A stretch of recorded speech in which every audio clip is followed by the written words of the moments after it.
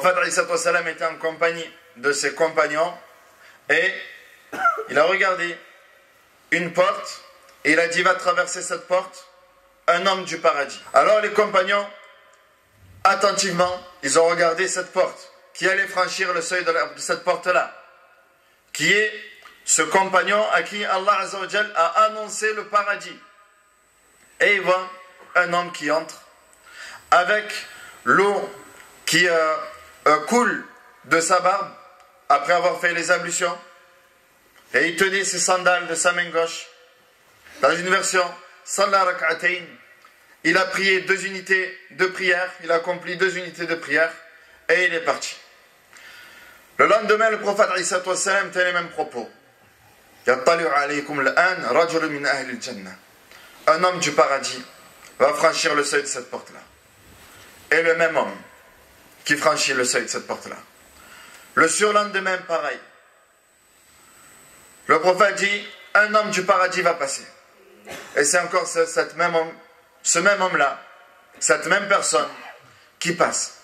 Alors, Abdullah ibn Amr ibn al-As, radiyallahu anhuma, dit, il faut que j'observe quels sont les actes, qu'est-ce qu'il a fait, qu'a-t-il fait cet homme-là, qui est inconnu, dont on ne connaît pas le nom, mais cet homme-là, qu'a-t-il fait pour mériter le paradis?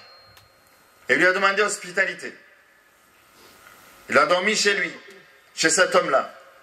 Alors Abdullah ibn Amr, bien sûr, si on ne parle pas d'espionnage dans le but de regarder les défauts de quelqu'un et ensuite de les propager à tout le monde. Ici, il voulait le suivre, faire ce qu'il fait pour aller au paradis comme lui le fait. Voilà quel était le but. Alors il dort chez lui et il pensait que l'homme, cet homme-là, à qui Allah Azza wa Jalla lui a annoncé le paradis, allait se lever la nuit pour prier, passer une bonne partie de sa nuit en prière. Mais il ne s'est pas levé la nuit pour prier, sauf pour le Fajr. Ou alors, lorsque il se réveillait la nuit et qu'il changeait de position, il faisait quelques tasbih. Quand il change de position et qu'il se réveille, il dit Subhanallah, Allah Akbar, la ilaha illallah, et il se rendort. Taïb. Ces journées, comment les passait-il? Il pensait qu'il allait jeûner, qu'il allait passer ses journées en jeûnant. Et il ne jeûnait pas, si ce n'est quand c'était Ramadan. Mais il ne jeûnait pas plus que ça. Dans la lecture du Coran, c'était une lecture normale. Il ne passait pas ses journées à lire le Coran, ses journées en jeûnant et ses nuits en priant. Et il est resté donc 3 jours comme ça. Et il lui dit, Billah alayk, je suis resté avec toi. Et le prophète, alayhi salam, 3 fois, 3 jours d'affilée, il a dit, un homme du paradis va franchir le seuil de cette porte-là. Et les 3 fois, c'est toi qui as franchi ce seuil-là. Mais qu'est-ce que tu as fait? Qu'est-ce que tu as fait pour mériter le paradis? En gros, je veux mériter le paradis comme tu le fais. Je ne t'ai pas vu jeûner, je ne t'ai pas vu prier, je ne t'ai pas vu multiplier la lecture du Coran. Je t'ai vu avoir une vie de musulman. Il a dit, Hada wallahi lama ra'ayt. Naam, il a dit, c'est exactement ce que tu as vu. C'est exactement ce que tu as vu. Illa anni la ajidu fi qalbi ghishan wala hasadan ala ahadin min al-muslimin. Il a dit, Naam, ce que tu as vu, c'est ça.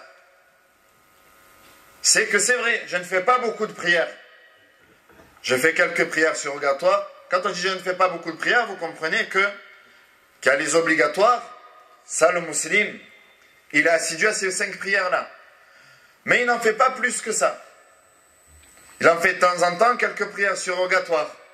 Le jeûne, il jeûne de temps en temps. La lecture du Coran, il essaie d'avoir une lecture régulière, quotidiennement. Mais il a dit, Naam, c'est vrai ce que tu dis.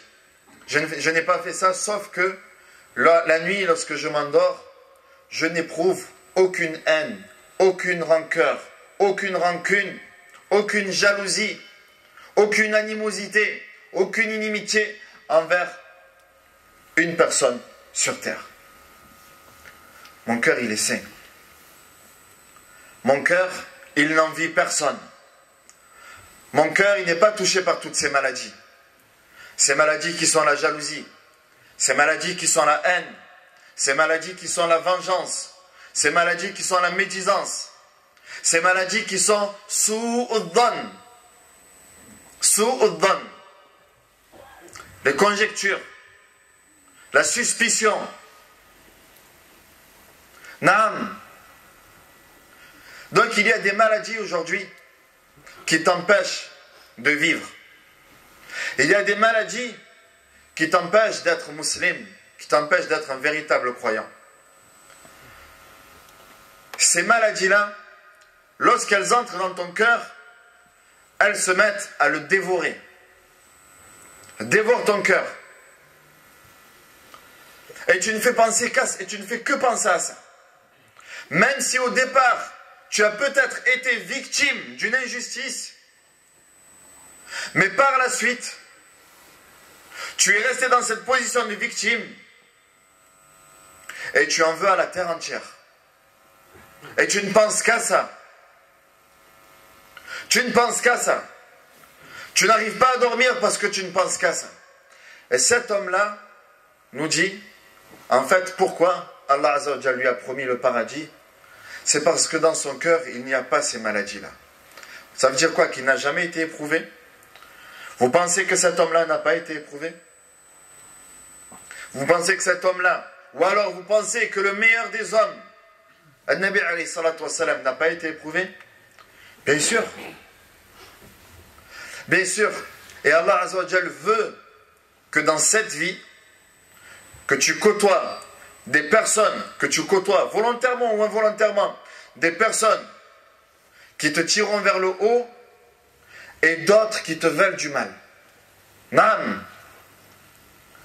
Ça fait partie de cette vie-là. Que des personnes te veulent du mal. Voire inconsciemment. Ils te font du mal mais ils ne s'en rendent pas compte. Mais toi, ici, tu as une adoration devant toi qui s'appelle sabr, la patience, et le mu'amalat. Comment agir avec ces personnes-là? Comment agir envers ces personnes-là? Allah Azza wa Jalla, il a voulu que le prophète alayhi salatu wassalam, parmi ceux qui étaient présents avec lui, il y avait le munafiqun, il y avait les hypocrites. Il y avait des hypocrites. Zulimat Aïcha radiyallahu anha, son épouse Aïcha radiyallahu anha a été calomniée, traitée de prostituée, wal'iyadu billah. Et une rumeur qui s'est répandue dans tout Médine et qui a été dure à supporter pour cette femme-là, Aïcha radiyallahu anha. Mais ici le prophète alayhi salatu wassalam, comment a-t-il répondu? Comment a-t-il répondu aux Quraysh lorsqu'il y a eu Fatha Mecca, lorsque Mecca est devenue une terre d'islam et que les gens de la Mecque avaient pillé les biens des musulmans, avaient torturé les croyants, avaient expulsé les croyants, et que le prophète alayhi salatu wassalam était en position de force. Qu'a-t-il fait alayhi salatu wassalam? La tasriba alaykum al-yawm. Idhabu fa antum at-tulaqa. Nul grief sur vous aujourd'hui. Partez, vous êtes libres. Le prophète alayhi salatu wassalam, il ne s'est pas vengé. Et pourtant, on lui a fait du mal. Et pourtant, on l'a expulsé de chez lui. Mais quand on reste avec ces maladies-là, qui sont la haine et la vengeance, même si tu as été victime d'injustice, ça t'empêche de vivre. Tu ne vis pas correctement. Donc il y a des maladies qu'on va essayer d'évoquer très rapidement et qui t'empêchent de vivre, dont tu dois te débarrasser afin d'avoir ce cœur blanc, le qalbus salim, comme l'a eu ce compagnon et comme le dit Allah Jalla wa yawma la yanfa'u malun wa la banun illa man ata Allah bi qalbin salim. Le jour où ni les biens, ni les enfants ne seront d'une utilité, le jour de la résurrection. Sauf celui qui se présente à Allah avec un cœur blanc. Et il ne suffit pas de le prétendre avec sa langue. De dire, moi j'ai un cœur blanc, j'ai un cœur saint. Moi je veux du mal à personne. Ça c'est ce que tu prétends. Certains parmi nous, il y en a parmi nous qui pensent, qui maintiennent les liens avec les autres. Ils disent, celui qui est droit avec moi, je suis droit avec lui. Par contre, celui qui se manque avec moi, je ne le manque pas. C'est toi là qui t'es manqué. C'est toi là qui t'es manqué. Le prophète Isa il n'était pas comme ça. Le prophète Isa il nous dit, pardonne à celui qui t'a fait du mal. Et non, mais au moment où je te dis ça, il y a des visages qui te viennent à l'esprit de personnes qui t'ont fait du mal. Qui t'ont fait du mal, qui t'ont voulu du mal. Tu sais très bien qu'ils t'ont voulu du mal. Mais le prophète Isa te dit, pardonne à celui qui te fait du mal. Pardonne à celui qui a été injuste envers toi. Maintiens les liens avec celui qui les a rompus. Et naam, c'est pas s'il est bien avec moi, je suis bien avec lui. Non, il a rompu les liens, toi tu les maintiens. C'est toi qui fais l'effort d'aller vers lui. Et sois bon envers celui qui a été mauvais envers toi. Sois bon envers celui qui a été mauvais envers toi. Il a été mauvais, toi tu ne réponds pas au mal par le mal. Tu es plus intelligent que ça. Tu es plus haut que ça. Tu es un croyant, tu es un musulman. Tu dis la ilaha illallah. Et tu sais qu'est-ce qu'Allah attend de toi à ce moment-là, c'est de répondre au mal par le bien. idfa' billati hiya ahsan. Fa idha alladhi baynaka wa baynahu adawa ka'annahu waliyyun hamim. Repousse le mal par le bien. Ne repousse jamais le mal par le mal. Il t'a fait du mal, ben je vais lui faire du mal moi aussi. Même faire dua contre lui, à quoi ça va te servir? Ça va juste te soulager, mais au final, à quoi ça te sert? Et si tu fais dua pour qu'Allah le guide? Et si tu fais dua pour qu'Allah le guide? وَمَا يُلَقَّاهَا إِلَّا الَّذِينَ صَبَرُوا. Mais cette faveur-là, elle n'est réservée qu'à ceux qui sont endurants. وَمَا يُلَقَّاهَا إِلَّا ذُو حَظٍّ عَظِيمٍ. Naam ya ikhwa. Ça c'est notre Coran. Ça c'est notre Islam. Ça c'est notre voie. On ne répond pas au mal par le mal. Le prophète Isa te dit, pardonne à celui qui t'a fait du mal. Tu sais pourquoi?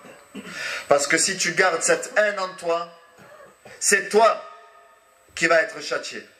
Quand je dis châtié, c'est toi qui tu te tortures toi-même. Tu te fais du mal à toi-même. Allah Azza wa Jalla dit dans le Coran, concernant les gens du paradis, c'est quoi la suite? Min ghillin. Nous avons enlevé les gens du paradis, nous leur avons enlevé toute animosité du cœur. L'imam Ibn Atiyya, un mufassir, l'exégèse, il dit pourquoi Allah Azza wa Jalla dit ça. Parce que c'est le sahibul ghil, celui qui a de l'animosité, mu'adhabun. Il est torturé par ces pensées-là. Wala adhab fil jannah. Et au paradis, il n'y a pas de châtiment. Il n'y a pas de torture. Donc toi, quand tu gardes cette haine, c'est toi-même que tu tortures. Quand tu ne vas pas au-dessus, c'est toi-même que tu tortures. Alors le prophète il te dit, pardonne et passe à autre chose. Pardonne et passe à autre chose. Ça ne veut pas dire que quelqu'un t'a fait du mal, tu pardonnes. Ça ne veut pas dire que tu vas forcément te rasseoir avec lui, reprendre le lien comme avant. Il t'a fait du mal, il a été injuste et tout. Mais toi, tu prends cette hauteur et tu pardonnes. Et ça, ce sont des maladies que nous avons. Que nous avons entre croyants. Que nous avons, des fois même au sein d'une même famille. Des enfants qui sont déchirés. Des enfants qui ne se réunissent plus avec leurs parents. Ah si un tel, non moi je viens pas. Ah si il est là, non moi laisse tomber, je viens pas. Ben quand il partira, tu m'inviteras quand lui ne sera pas là. Ya Abdallah, où est notre islam? Des fois, ces maladies-là, elles viennent, comme on l'a dit tout à l'heure, de su'ud-dhan, d'une mauvaise pensée. Il nous dit, alayhi salatu wassalam, Iyyakum wad-dhan, fa inna ad-dhan akdhabul hadith. Prenez garde, ayhdharu, prenez garde des mauvaises pensées.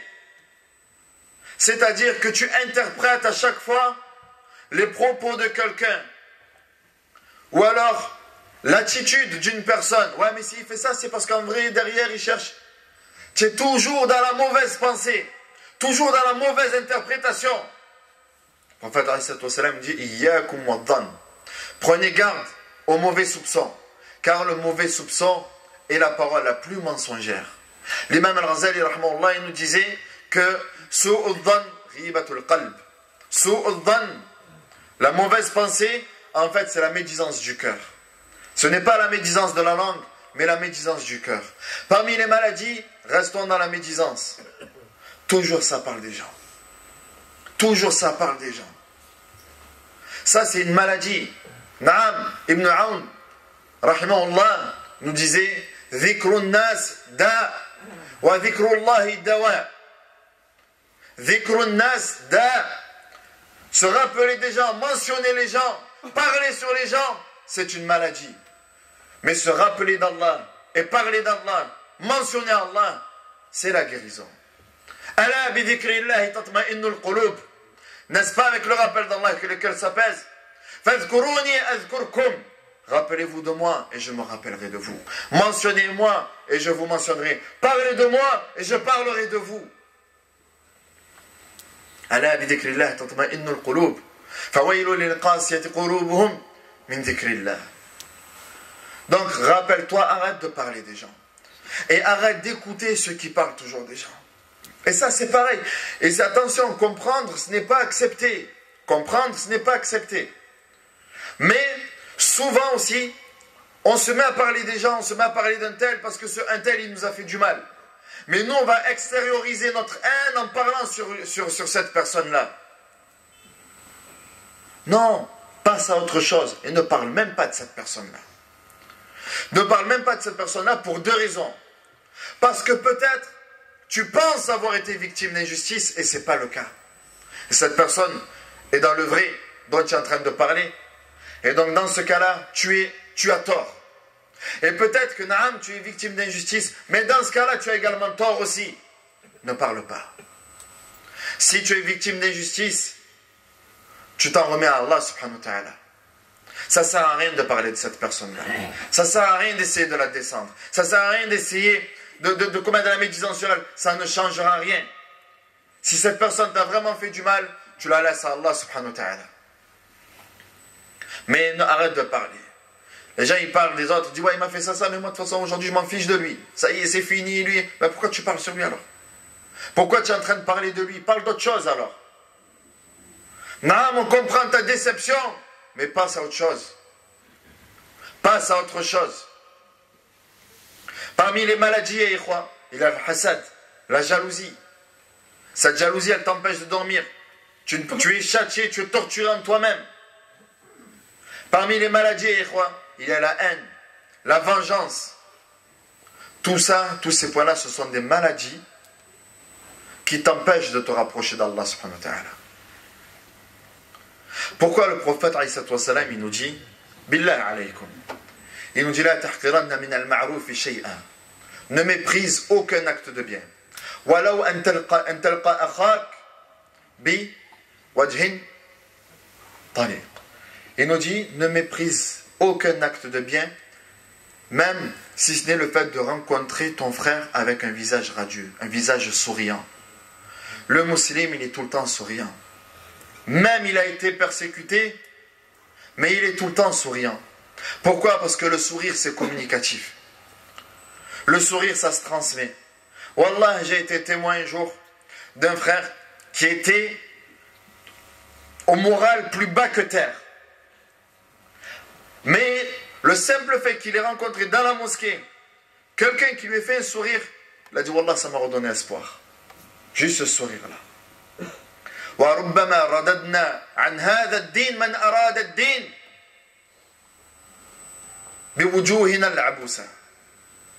Et peut-être que nous, on a repoussé de cette religion ceux qui étaient intéressés par cette religion à cause de nos visages fermés, de nos visages colériques.